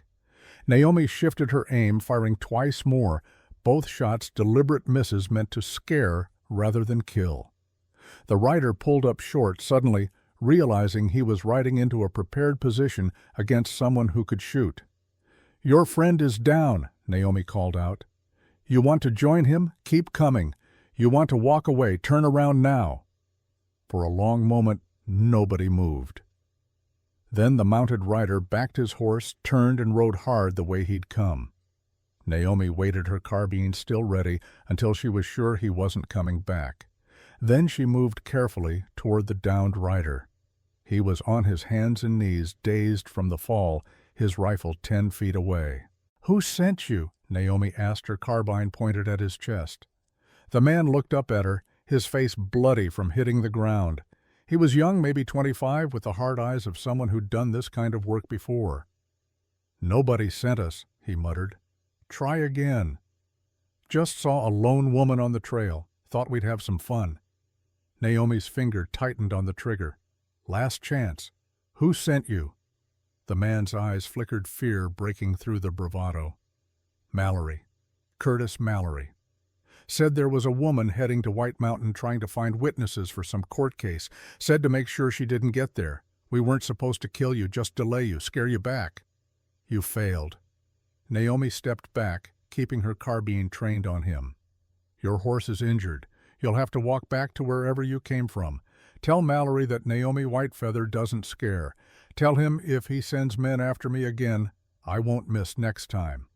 She backed away, whistled for her mare, and when the horse emerged from the trees, mounted quickly and rode on, leaving the man sitting in the dirt. 1919, the porch. "She shot his horse," the grandson asked, eyes wide. Naomi's voice came from the doorway. She'd been listening from inside, and now she stepped out onto the porch, a shawl around her shoulders against the night chill. "I shot under the horse," she corrected. "Grazed the shoulder, enough to bring it down without crippling it. The animal recovered fine." And the men walked back to Copper Springs with a story about the dangerous Apache woman who'd ambushed them. Made me sound like some kind of devil. She smiled, which suited me just fine. The boy looked at his grandmother with new eyes, seeing past the woman who baked bread and tended gardens to the person who'd survived alone in hard country, who'd fought off ambushes, who'd traveled 150 miles to save a man's land claim. "Did you find her?" he asked. Margaret's Aunt Sarah, Naomi and Jacob exchanged a look. "I did," Naomi said softly, "and what she told me changed everything." 1919, Red Canyon Ranch, night. Naomi settled into the chair beside Jacob, her hand finding his in the darkness. Even after 20 years, the memory of that journey still carried weight. Sarah was living on the White Mountain Reservation. Naomi began, her voice taking on the cadence of a storyteller. "It took me 2 more days to reach it after the ambush. The reservation was nothing like I remembered from my childhood. Smaller, poorer. The government had moved the boundaries again, taken more land, pushed people into less space." The boy leaned forward, listening. "I found Sarah in a small cabin at the edge of the settlement. She was 68 years old, nearly blind from cataracts, but her mind was sharp as a blade. When I told her who I was, who had sent me, she started to cry." September 1899, White Mountain Reservation. The cabin was simple. One room, dirt floor, a hearth in the corner where a small fire burned. Sarah Wakinian sat on a blanket near the fire, her weathered hands working at a piece of beadwork she couldn't see well enough to finish, but continued anyway, muscle memory guiding her fingers. When Naomi knocked on the doorframe, the old woman's head lifted. "Who comes?" she asked in Apache. "My name is Naomi Whitefeather," Naomi replied in the same language. "I come seeking Sarah Wakinian, aunt to Margaret Hartwell." The old woman's hands stopped moving. For a long moment she was completely still, then tears began to roll down her weathered cheeks. "Margaret," she whispered, "you bring news of Margaret." Naomi stepped inside, kneeling beside the old woman. "Margaret passed 15 years ago. I'm sorry. But her husband, Jacob Hartwell, still lives. He keeps the land honors her memory, and he needs your help." Sarah reached out with trembling fingers, touching Naomi's face the way blind people do, reading features through touch. "You are not white," she said. "No, I am Apache. Jacob saved my life when I was a child. Now I help him save what he and Margaret built together." "Tell me," Sarah said, and so Naomi told her everything. The flood 20 years ago, her return to Red Canyon Mallory's legal challenge, the claim that the land title was invalid because it passed through Apache hands. When Naomi finished, Sarah sat in silence for so long that Naomi wondered if she'd fallen asleep. Then the old woman stood with surprising strength and went to a wooden box in the corner of the cabin. "My mother was Dawn Walker," Sarah said, opening the box with careful hands. "She was medicine woman for our people. She owned land before the white man's government said we could not own land. She owned it because she was born on it, because her mother was born on it, because the earth knew her blood." Sarah pulled something from the box wrapped in soft deerskin. "When Margaret came to us, when she told us she wanted to marry the white man Jacob Hartwell, my mother was angry. She said Margaret was turning her back on her people. But then she met Jacob. He came to our camp, showed respect, learned our ways. He asked permission proper not from Margaret's father, who was already dead, but from my mother, who was the eldest, who held the right." Sarah unwrapped the deerskin, revealing a piece of paper yellowed with age, but carefully preserved. "My mother gave them the land as marriage gift, and she did it in both ways, the white man's way and our way." She held out the paper to Naomi. It was a deed, handwritten in careful script dated August 1877. The language was formal legal, describing the boundaries of Red Canyon Ranch, the water rights, the mineral rights, all the particulars that white man's law required. At the bottom were 4 signatures. Dawn Walker, her name written in English with an X beside it, and her mark in Apache symbols. Margaret Hartwell signed in elegant script. Jacob Hartwell signed in a rougher hand.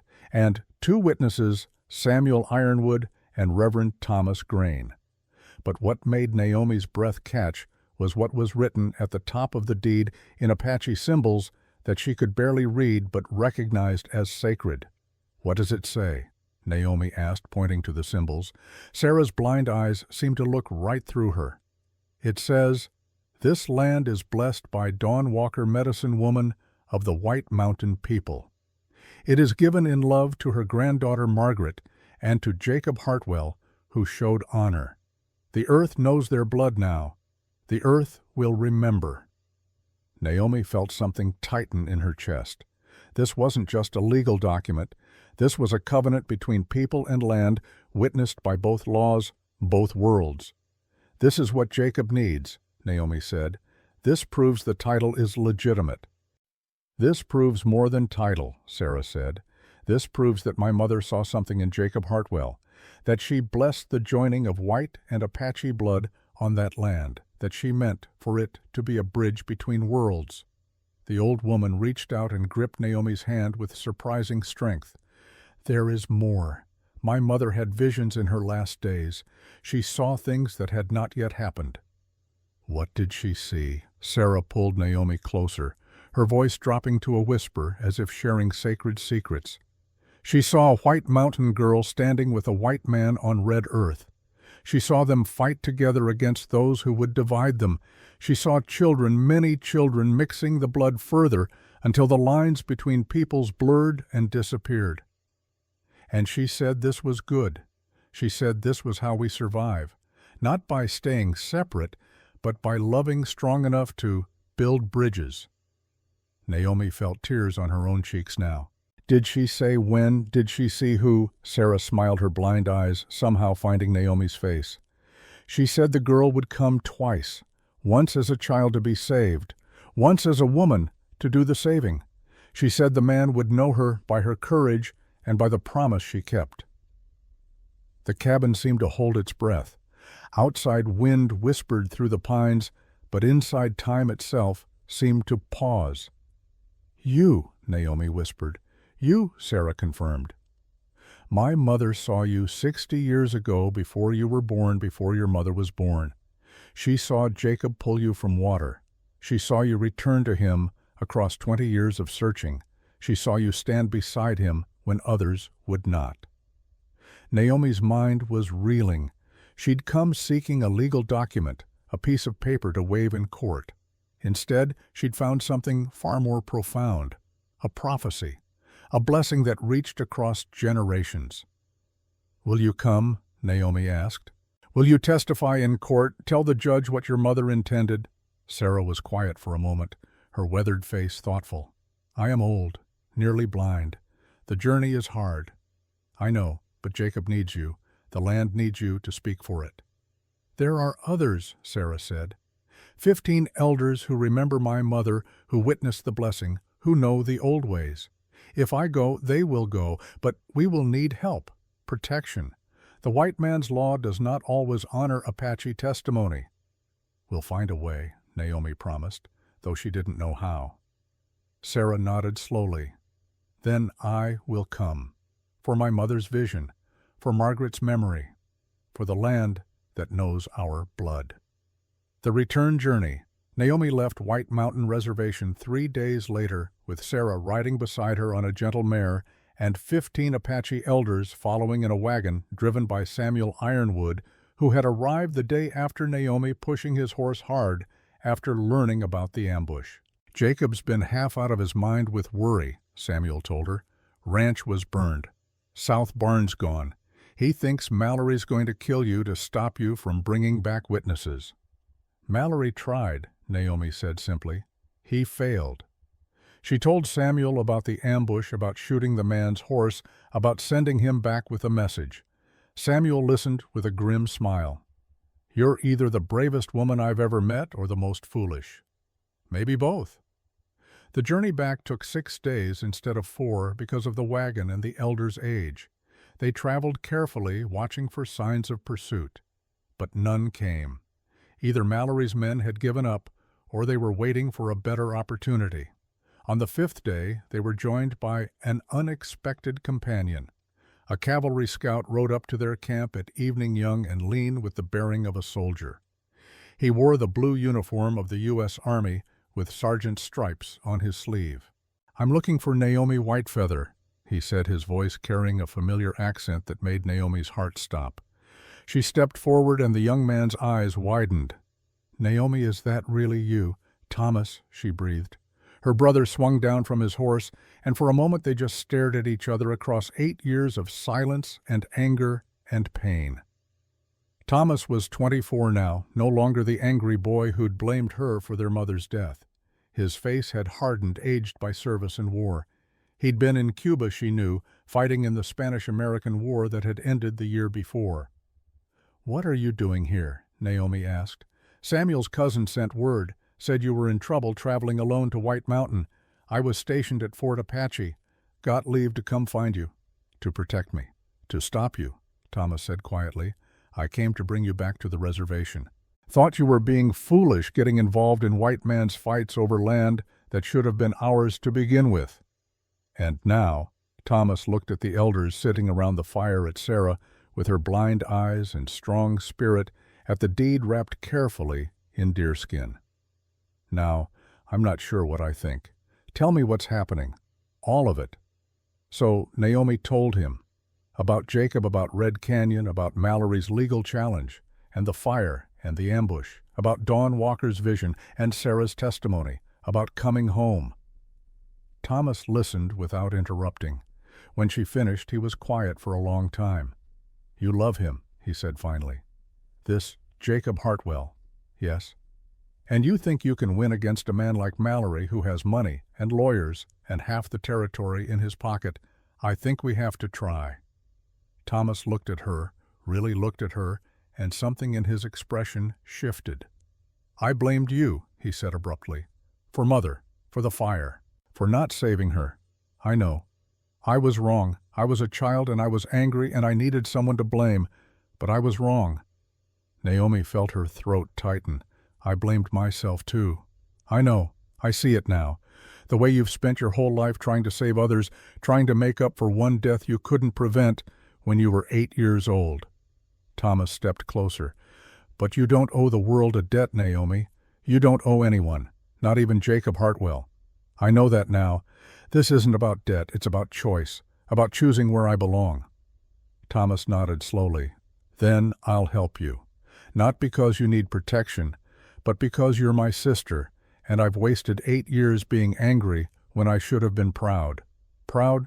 You survived, Naomi. Everything we went through, everything we lost, and you survived with your spirit intact, with your ability to love intact. That takes more courage than anything I did in Cuba." Naomi reached out and took her brother's hand, and for the first time in 8 years, they were family again. 1919.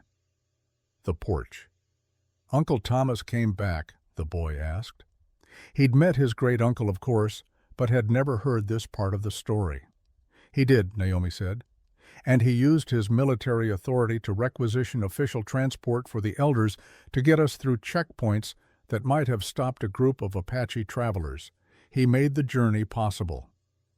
"We got back to Red Canyon with 2 days to spare before the court date," Jacob added. "I was standing on the porch when I saw them coming.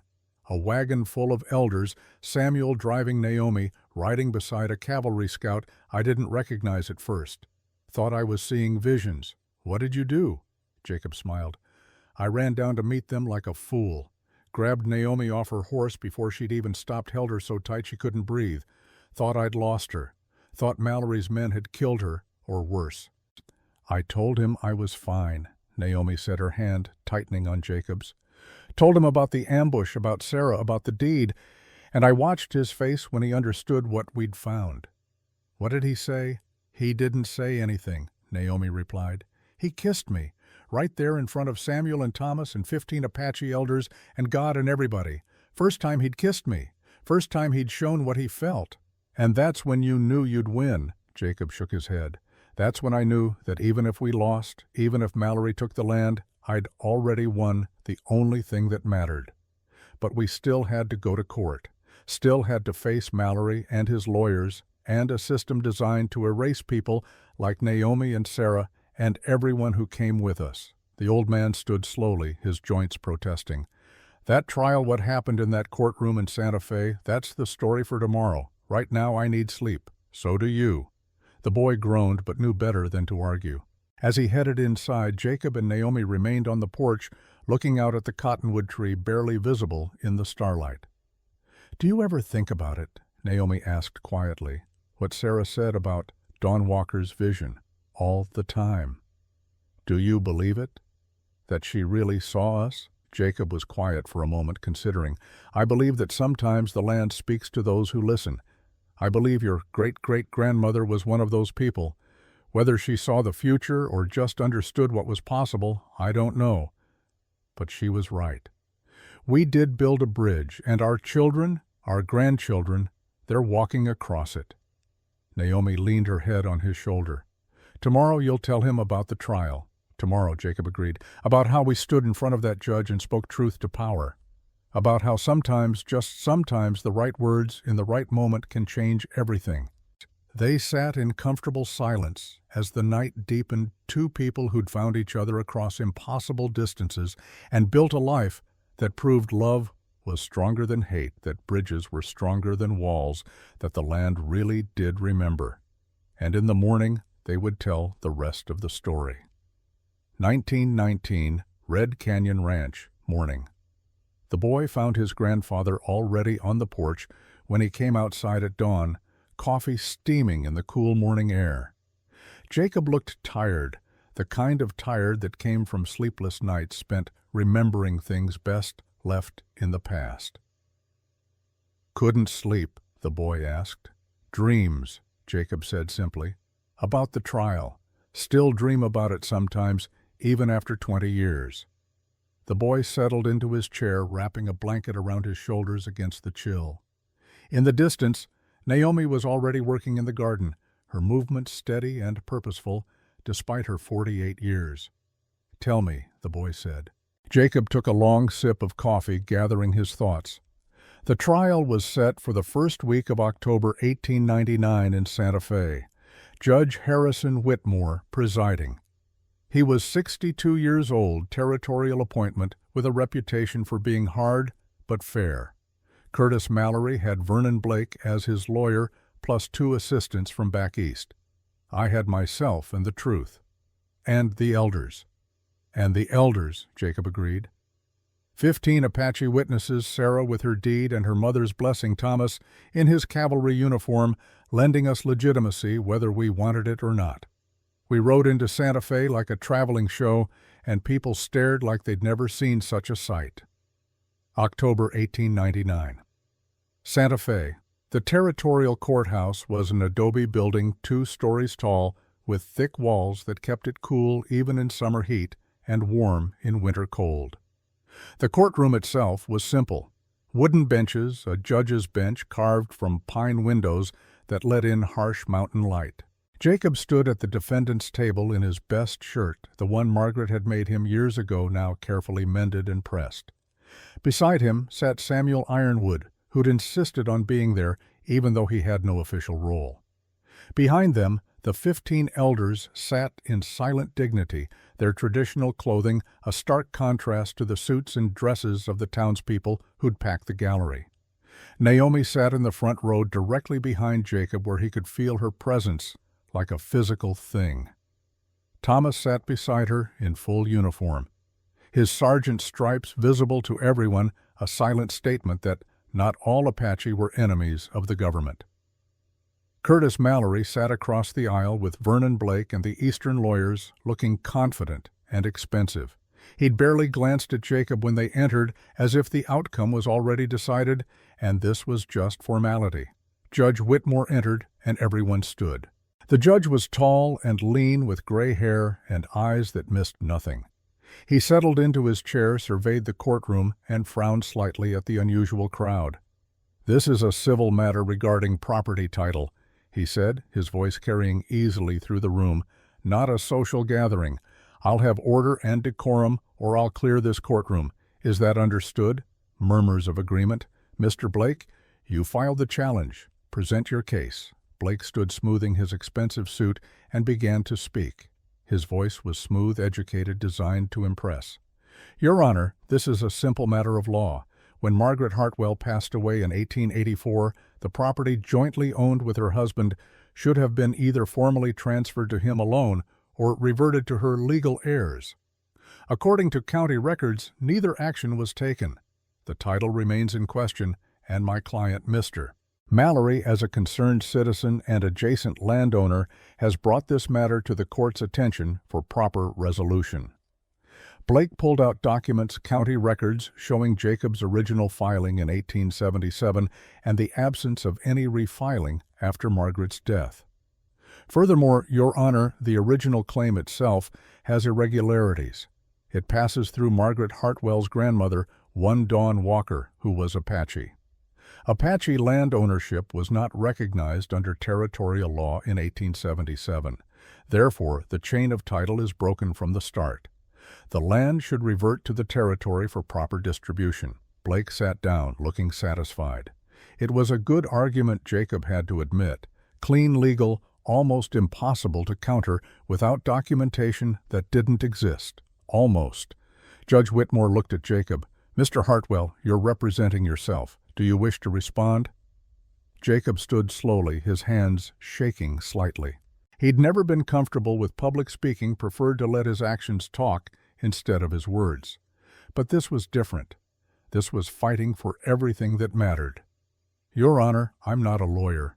I'm a rancher. I built Red Canyon Ranch with my wife 22 years ago. We built it on land her grandmother gave us as a wedding gift, blessed by both Apache tradition and white man's law. I buried my wife there 15 years back. That land has my sweat and my blood and my tears soaked into every acre. And I'll be damned if I let lawyers and technicalities steal what we built with our hands. Watch your language, Mr. Hartwell, the judge said mildly. Apologies, Your Honor, but I mean every word. Whitmore's expression didn't change. Do you have evidence to support your claim? I do. I'd like to call my first witness, Reverend Thomas Grain. The old reverend stood from the gallery, walked to the witness stand with the careful steps of a man in his 60s who'd felt every year. He placed his hand on the Bible and swore to tell the truth. Jacob approached him holding a piece of paper. Reverend Grain, do you recognize this document? The reverend adjusted his spectacles. I do. That's the marriage certificate I issued for Jacob Hartwell and Margaret White Deer in August of 1877. Margaret's full name was White Deer. That was her birth name, yes. White Deer, daughter of Morning Rain and granddaughter of Don Walker. She took the name Margaret when she attended missionary school, but legally her Apache name remained valid. Blake stood. Objection, Your Honor. Apache names have no legal standing. They do when they're on official documents signed by a recognized reverend, Whitmore said dryly. Overruled. Continue, Mr. Hartwell. Jacob turned back to Reverend Grain, who attended this wedding. Margaret's family, her Aunt Sarah, her grandmother Dawn Walker, several other relatives, and Jacob's friend Samuel Ironwood. It was done proper according to both Christian and Apache custom. And the land, was there discussion of land? There was. Dawn Walker formally gifted the Red Canyon property to the couple as a wedding present. She had owned it since before the territory was even organized, back when Apache people still had sovereignty over their traditional lands. The gift was witnessed and blessed. Blake objected again, arguing that Apache land ownership wasn't legally valid, but the reverend had already planted the seed. This wasn't just about paperwork. This was about people and promises and traditions that preceded the law, trying to erase them. Jacob called Samuel Ironwood next. Samuel testified about helping build the ranch, about continuous occupation, about improvements worth thousands of dollars, about never seeing the land abandoned or unused. Then Elena Torres, who brought 20 years of ledgers showing Jacob's purchases, his credit history, his active management of a working ranch. But the real moment came when Jacob called Sarah Wakinian to the stand. The old woman walked forward slowly, guided by Naomi, her near-blind eyes looking at nothing and everything. She sat in the witness chair with the dignity of a queen. And when the interpreter asked if she would tell the truth, she responded in Apache with words that rang through the courtroom like prophecy. The interpreter translated. She says, I speak truth because the land demands it. I speak for my mother who can no longer speak. I speak for blood and earth and promises that white man's law tries to bury. Blake stood to object, but Whitmore held up a hand. I want to hear this. Continue. Through the interpreter, Sarah told her story about her mother, Dawn Walker, medicine woman and landowner, long before territorial law existed, about the blessing she gave to Margaret and Jacob, about the vision she had in her final days. And then Sarah produced the deed. The courtroom went silent as the document was handed to Judge Whitmore. He examined it carefully, holding it up to the light, studying the signatures and the Apache symbols at the top. This appears to be a legal deed, Whitmore said slowly, signed by Dawn Walker, Margaret Hartwell, Jacob Hartwell, and witnessed by Samuel Ironwood and Reverend Grain. The date is August 1877, before Mrs. Hartwell's death. Mr. Blake, why wasn't this in the county records? Blake looked genuinely surprised. He'd clearly never expected this document to exist. Your Honor, I have no knowledge of this deed. It may be a forgery. "It's not a forgery," Reverend Grain called from the gallery. "I witnessed it myself. I can verify every signature on that paper." Whitmore studied the deed again, his finger tracing the Apache symbols. "What do these marks say?" Sarah responded through the interpreter. "They say, 'This land is blessed by Dawn Walker. It is given in love to her granddaughter and to the man who showed honor. The earth knows their blood now. The earth will remember." Something shifted in the courtroom. You could feel it, a change in the air, like weather turning. These weren't just words on paper. This was covenant, witnessed by earth and spirit and law all at once. Blake tried to recover. "Your Honor, even if this deed is authentic, it doesn't resolve the fundamental issue. Apache land ownership wasn't recognized in 1877. This deed, while perhaps morally compelling, has no legal weight." "That's where you're wrong, Counselor," Whitmore said quietly. He set the deed down and looked out at the courtroom. In 1877, when this deed was executed, the White Mountain Apache had a treaty with the territorial government. That treaty, while later broken and superseded, was legal and binding at the time. It recognized Apache sovereignty over certain lands, including the area now known as Red Canyon. Dawn Walker's ownership under that treaty was legitimate. Blake's face went pale. "Furthermore," Whitmore continued, "even if we set aside the question of Apache ownership, this deed represents a valid transfer of property between Dawn Walker and her granddaughter Margaret, who then shared ownership with her husband Jacob Hartwell. The deed is signed, witnessed, and dated. The absence of this document from county records is a clerical error, not a legal invalidation." The judge looked at Jacob. "Mr. Hartwell has occupied, improved, and maintained this property continuously for 22 years. Under the doctrine of adverse possession, even if there were title questions, they would be resolved in his favor by virtue of open, notorious, and continuous use." He turned to Blake. "Your client's claim that the land should revert to the territory for redistribution is denied. The title is valid. The deed will be filed with the county immediately." Mallory stood up, his face red. "This is a travesty. That land is worth 10 times what Hartwell could ever—" "Mr. Mallory, sit down and be quiet, or I'll hold you in contempt." Mallory sat, but his eyes promised murder. Whitmore wasn't finished. "Furthermore, I'm ordering an investigation into the barn fire at Red Canyon Ranch and the reported ambush of Miss Whitefeather on the trail to White Mountain. Mr. Blake, if your client was involved in criminal intimidation or violence, he will face charges. Sheriff, please escort Mr. Mallory into custody pending investigation." The courtroom erupted.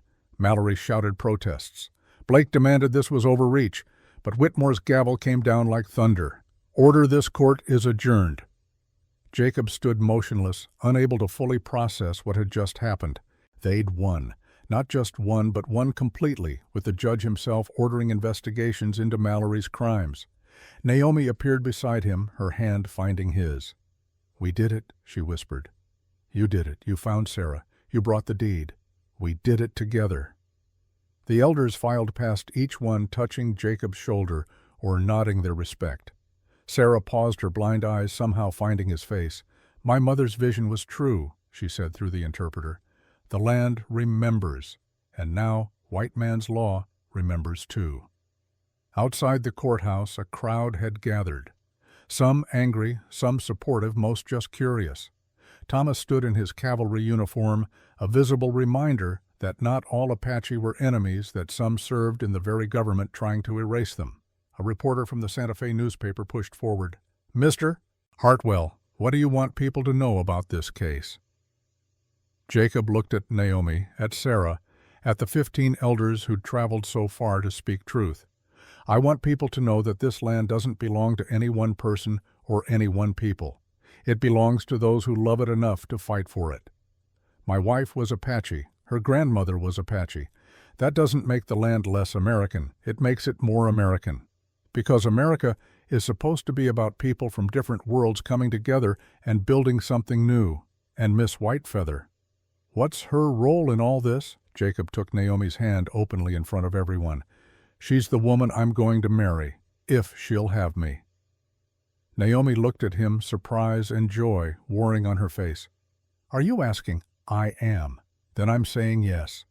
They kissed there on the courthouse steps, and the reporter's pencil flew across his notebook, recording a moment that would become legend in its own right.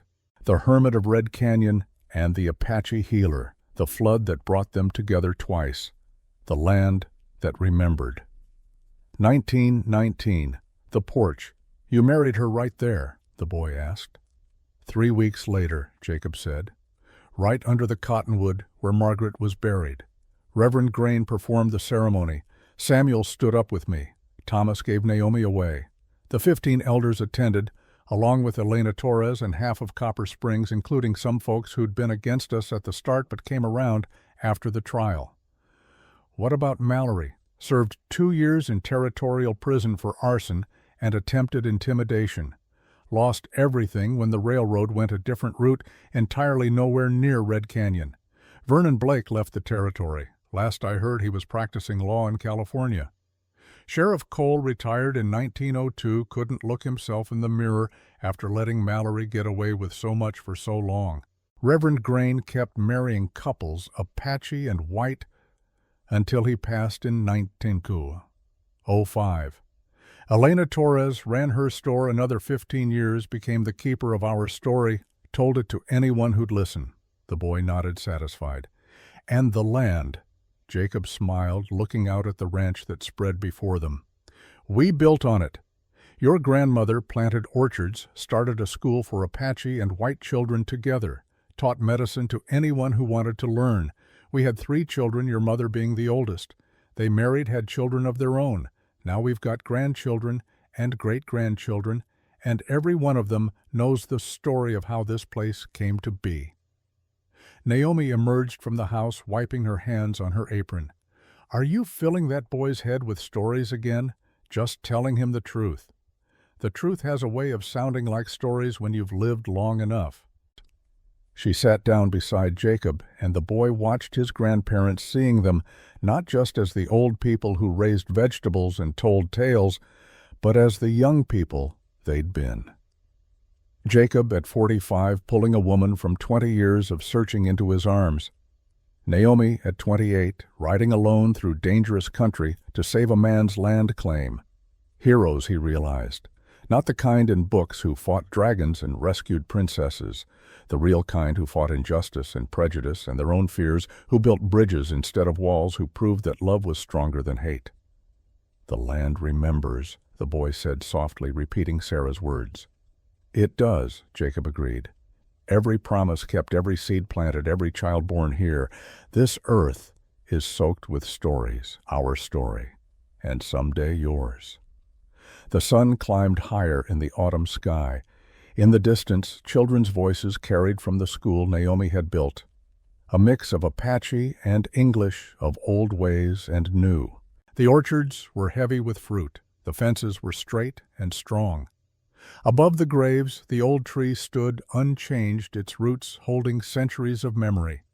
And on the porch of Red Canyon Ranch, 3 generations sat together, connected by blood and story and land that remembered everything.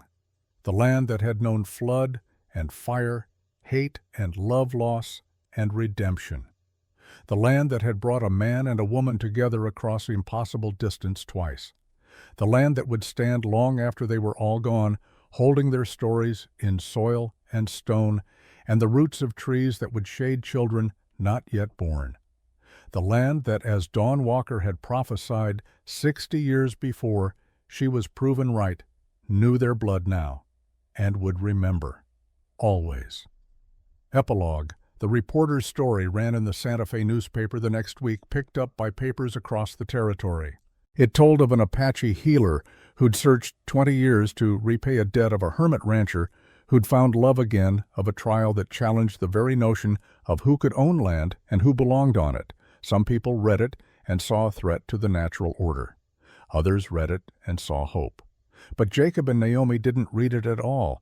They were too busy building the life they'd fought for, planting trees, mending fences, teaching children, loving each other with the fierce, tested love of people who knew exactly what they'd almost lost. The school Naomi built opened in spring of 1900.